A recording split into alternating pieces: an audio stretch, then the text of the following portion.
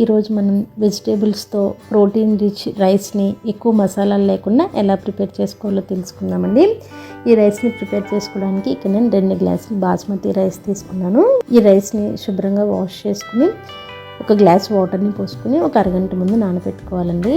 ఇప్పుడు మసాలా పేస్ట్ తయారు చేసుకోవడం కోసం మిక్సీ జార్ తీసుకుని అందులో శుభ్రం చేసిన పుదీనాని యాడ్ చేసుకోవాలండి. అలానే ఒక 6 పచ్చిమిర్చిని కూడా ముక్కలుగా చేసి వేసుకోవాలి. మనం స్పైసీనెస్ కోసం ఎక్కువ మసాలాలు యాడ్ చేయమండి. సో పచ్చిమిర్చి మీ స్పైసీనెస్కి తగ్గట్టుగా యాడ్ చేసుకోవచ్చు. అలానే కొంచెం కొత్తిమీరను వేసుకోవాలి. ఒక 2 అంగుళాల కొబ్బరి ముక్కను ముక్కలుగా చేసుకుని యాడ్ చేసుకోవాలి. అలానే ఒక 12 వరకు వెల్లుల్లి రేకలను వేసుకోవాలి. ఒక 2 అంగుళాల అల్లం ముక్కను కూడా ముక్కలుగా చేసి వేసుకోవాలండి. ఈ మొత్తం పదార్థాలన్నింటినీ అవసరమైతే కొంచెం వాటర్ని యాడ్ చేసుకుని ఫైన్ పేస్ట్లా గ్రైండ్ చేసుకోవాలి. ఇక్కడ నేను ఒక 2 టేబుల్ స్పూన్ల వరకు నెయ్యి యాడ్ చేస్తున్నానండి. ఒకవేళ మీకు నెయ్యి ఫ్లేవర్ నచ్చకపోతే ఆయిల్ అయినా వేసుకోవచ్చు. ఈ నెయ్యి కరిగిన తర్వాత ఒక 4 యాలకుల్ని అలానే చిన్న దాల్చిన చెక్క ముక్కని యాడ్ చేసుకోవాలండి. ఒక 1/2 టీ స్పూన్ వరకు షాజీరాని కూడా వేసుకోవాలి. నేతిలో ఈ స్పైసెస్ని కొంచెం ఫ్రై అవనివ్వాలండి. ఒక 10 వరకు జీడిపప్పుని వేసుకుని ఫ్రై చేసుకోవాలి.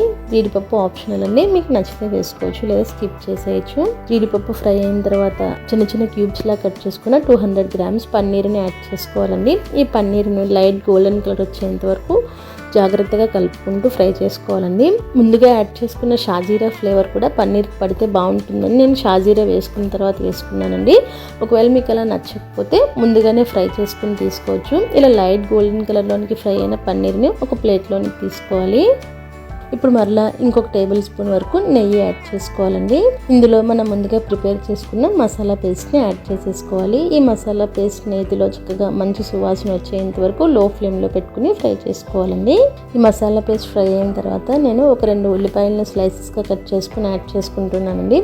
ఉల్లిపాయలను ఆయిల్లో ఫ్రై చేసుకోకుండా నేను ఈ మసాలా పేస్ట్తో పాటు ఫ్రై చేసుకుంటున్నాను. మీకు ఇలా ఇష్టం లేదు అనుకుంటే డైరెక్ట్గా నెయ్యి లేదా ఆయిల్లో ఫ్రై చేసుకోవచ్చండి.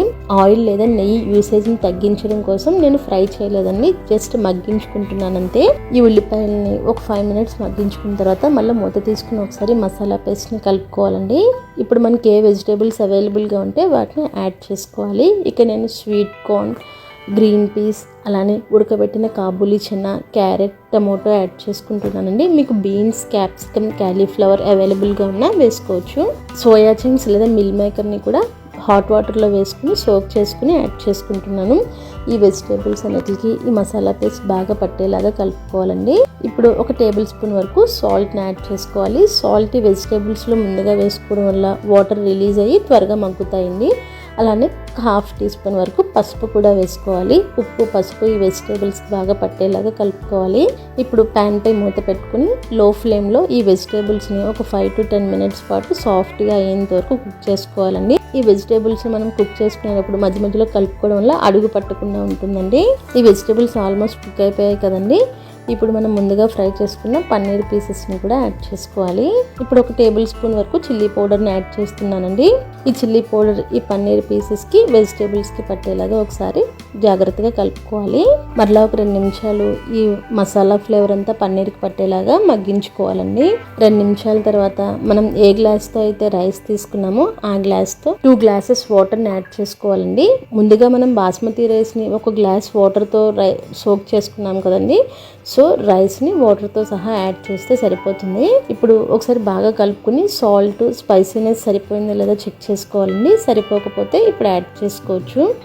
సాల్ట్ కొంచెం తగ్గిందండి, నేను ఒక 1/2 టేబుల్ స్పూన్ వరకు యాడ్ చేస్తున్నాను. ఈ బాయిల్ అవుతున్న ఈ వాటర్లో మనం ముందుగా నానబెట్టుకున్న బాస్మతి రైస్ని వాటర్తో సహా యాడ్ చేసేసుకోవాలండి. ఎక్కువ ప్రెషర్ అప్లై చేయకుండా జస్ట్ ఈ మసాలా అంతా మిక్స్ అయ్యేలాగా కలుపుకోవాలి. ఇప్పుడు ప్రెషర్ కుక్కర్ మూత పెట్టుకుని 2 విజిల్స్ వచ్చేంత వరకు మీడియం ఫ్లేమ్లో కుక్ చేసుకోవాలండి.